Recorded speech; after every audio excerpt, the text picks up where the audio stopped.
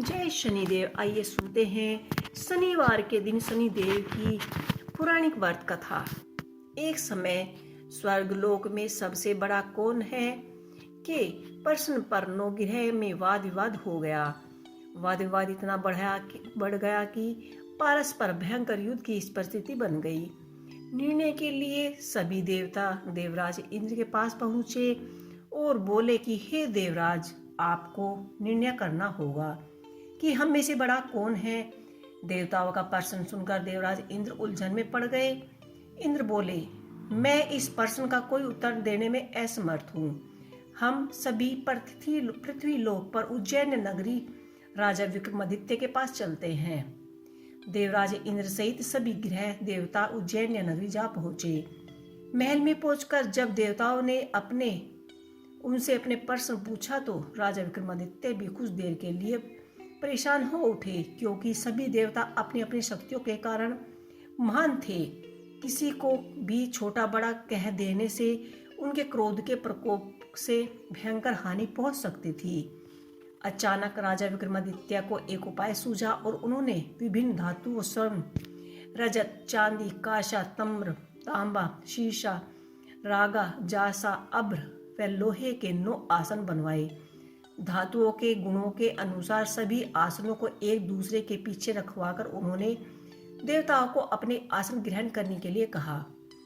देवताओं के बैठने के साथ राजा विक्रमादित्य ने कहा कि आपका निर्णय तो स्वयं हो गया है। जो सबसे पहले सिंहासन पर बैठा और विराजमान है वही सबसे बड़ा है। राजा विक्रमादित्य के निर्णय को सुनकर शनि देवता ने सबसे पीछे आसन पर बैठने के कारण अपने को सबसे छोटा समझा और क्रोधित होकर कहा कि हे राजा विक्रमादित्य, तुमने मुझे सबसे पीछे बैठाकर मेरा अपमान किया है। तुम मेरे शक्ति से परिचित नहीं हो। मैं तुम्हारा सर्वनाश कर दूंगा। शनि ने कहा, सूर्य एवं राशि पर 1 महीना, चंद्रमा 2.25 महीने, मंगल 1.5 महीना, बुध और शुक्र 1 महीना, बृहस्पति 13 महीने रहते हैं, लेकिन मैं किसी भी राशि पर 7.5 वर्ष तक रहता हूँ। बड़े बड़े देवताओं को मैंने धूल चटाई है, वे मेरे प्रकोप से पीड़ित हुए हैं। राम को 7.5 के कारण ही वनवास जाकर रहना पड़ा और रावण को 7.5 के कारण ही यही युद्ध में मृत्यु का शिकार होना पड़ा। राजा, अब तू भी मेरे प्रकोप से नहीं बच सकता। इसके बाद अन्य ग्रहों के देवता तो प्रसन्नता के साथ चले गए, परंतु शनिदेव को बड़ा ही क्रोध के साथ वहां से विदा हुए। राजा विक्रमादित्य पहले की तरह ही न्याय करते रहे। उनके राज्य में सभी स्त्री पुत्र बहुत ही आनंद से अपना जीवन व्यापन करते थे। कुछ दिनों ऐसा ही बीतता रहा। उधर शनि देवता अपने अपमान को भूल नहीं पाए थे। विक्रमादित्य से बदला लेने के लिए एक दिन शनिदेव ने घोड़े के व्यापारी का रूप धारण किया और बहुत से घोड़ों के साथ उज्जैन नगरी जा पहुंचे। राजा विक्रमादित्य ने राज्य में किसी घोड़े के व्यापारी को आने का समाचार सुना तो उसने अश्वपाल को कुछ घोड़े खरीदने के लिए भेज दिया। घोड़े बहुत ही कीमत के थे। अश्वपाल ने जब वापस लौटकर इस संबंध में बताया तो राजा विक्रमादित्य ने स्वयं आकर एक सुंदर घोड़े को पसंद किया। घोड़े की चाल देखने के लिए राजा उस घोड़े पर सवार हुए तो वह घोड़ा बिजली की गति से दौड़ पड़ा। तेजी से दौड़ता घोड़ा राजा को दूर एक जंगल में ले गया और फिर राजा को वहीं गिरा जंगल में गायब हो गया। राजा अपने नगर को लौटने के लिए जंगल में भटकने लगा, लेकिन उन्हें लौटने का कोई रास्ता नहीं मिला। राजा को भयानक प्यास और भूख लगी हुई थी। बहुत ही घूमने पर भी उन्हें एक चरवाहा दिखाई दिया।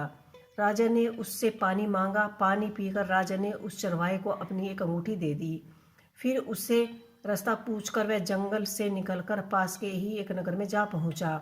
राजा ने एक सेठ की दुकान पर बैठकर कुछ देर आराम किया। उस सेठ ने राजा से बातचीत की तो राजा ने उसे बताया कि वह उज्जैनी नगरी से आया है। राजा के कुछ देर दुकान पर बैठने से सेठ जी की बहुत ही बिक्री हुई। सेठ ने राजा को बहुत भाग्यशाली समझा और खुश होकर उसे अपने घर भोजन के लिए ले गया। सेठ के घर में सोने का एक हार खूंटी पर टंगा हुआ था। राजा को उस कमरे में छोड़कर सेठ कुछ देर के लिए बाहर गया। तभी एक आश्चर्यजनक घटना घटी। राजा के देखते ही देखते सोने के उस हार को खूंटी ने निगल लिया। सेठ ने कमरे में लौटकर हार को गायब देखा तो चोरी का संदेह राजा पर किया गया, क्योंकि उस कमरे में राजा अकेले ही बैठे थे। सेठ ने अपने नौकरों से कहा कि इस परदेसी को रस्सियों से बांधकर नगर के राजा के पास ले चलो। राजा ने विक्रमादित्य से हार के बारे में पूछा तो उसने बताया कि उसके देखते ही देखते खूंटी ने हार को निगल लिया था। इस पर राजा ने क्रोधित होकर चोरी करने के अपराध में विक्रमादित्य के हाथ पांव कटवाने का आदेश दे दिया। राजा विक्रमादित्य के हाथ पांव कटकर उसे नगर के पास सड़क के किनारे छोड़ दिया गया। कुछ दिनों बाद एक तेली उसे उठाकर अपने घर ले गया। उसे अपने कोल्लू पर बैठा दिया। राजा आवाज देकर बैलों को हाँकता रहा। इसी तरह से तेली का तेल का बैल चलता रहा और राजा को भोजन मिलता रहा। शनि के प्रकोप से 7.5 पूरे होने वाले पर वर्षा ऋतु प्रारंभ हुई। राजा विक्रमादित्य एक रात मेघ मल्हार गा रहा था। तभी नगर के एक राजा की लड़की राजकुमारी मोहिनी रथ पर सवार होकर उसी तेली के घर के पास से गुजर रही थी। उसने मेघ मल्हार सुनी तो उसे बहुत ही अच्छा लगा और दासी को भेजकर गाने वाले को बुलवाने के लिए कहा। दासी ने लौटकर राजकुमारी को अपंग राजा के बारे में बताया। राजकुमारी उसके मेघ मल्हार से बहुत ही मोहित हुई। अतः उसने सब कुछ जानकर भी अपंग राजा से विवाह करने का निश्चय किया। राजकुमारी ने अपने माता पिता से जब यह बात कही तो वे हैरान रह गए। रानी ने मोहिनी को समझाया, बेटी तेरे भाग्य में तो किसी राजा की रानी होना लिखा है, फिर तू इस अपंग से विवाह क्यों करना चाहती है? अपने पाँव पर कुल्हाड़ी क्यों मार रही है? राजकुमारी ने अपनी जिद के आगे किसी की ना सुनी। अपनी जिद पूरी करने के लिए उसने भोजन त्याग दिया और प्राण त्यागने का निश्चय किया। आखिर राजा रानी को विवश होकर अपंग विक्रमादित्य से राजकुमारी का विवाह करना पड़ा। विवाह की बाद राजा विक्रमादित्य और राजकुमारी तेली के घर में रहने लगे। उसी रात को सपना आया कि शनिदेव ने राजा से कहा कि हे राजन, तुमने मेरे प्रकोप तो देख लिया है, मैंने तुम्हें अपने अपमान का दंड दिया है। राजा ने शनिदेव से क्षमा मांगकर कहा और प्रार्थना की कि हे शनिदेव, आपने जितना दुख मुझे दिया है अन्य किसी को मत देना। शनिदेव ने कुछ सोचकर कहा कि राजा, मैं तुम्हारी प्रथम प्रार्थना स्वीकार करता हूँ। जो कोई स्त्री पुत्र और पुरुष मेरी पूजा करेगा, शनिवार का व्रत करेगा, मेरी कथा सुनेगा और उस पर मेरी अनुकंपा हमेशा बनी रहेगी। प्रातःकाल राजा विक्रमादित्य की नींद खुली तो उसके हाथ पांव देखकर राजा बहुत ही खुश हुआ। उसने मन ही मन में शनिदेव को प्रणाम किया। राजकुमारी भी राजा के हाथ पांव सही देखकर आश्चर्यचकित हो गई। तब राजा विक्रमादित्य ने अपना परिचय देते हुए शनिदेव के प्रकोप की सारी कहानी सुनाई। सेठ को जब इस बात का पता चला तो वह दौड़ा हुआ आया और तेली के घर जा पहुंचा और राजा के चरणों में गिरकर क्षमा मांगने लगा। राजा ने उसे क्षमा कर दिया, क्योंकि यह सब तो शनिदेव के प्रकोप के कारण हो रहा था। सेठ राजा को अपने घर ले गए और भोजन कराया। भोजन कराते समय वह एक आश्चर्यजनक घटना घटी। सब देखते ही देखते उस खूंटी ने हार उगल दिया। सेठ जी ने अपनी बेटी का विवाह भी राजा के साथ कर दिया और वह बहुत से स्वर्ण आभूषण धन आदि देकर राजा को विदा किया। राजा विक्रमादित्य राजकुमारी मोहिनी और सेठ की बेटी को उज्जैन नगरी जा पहुँचे। नगरवासियों ने हर्ष से उनका स्वागत किया।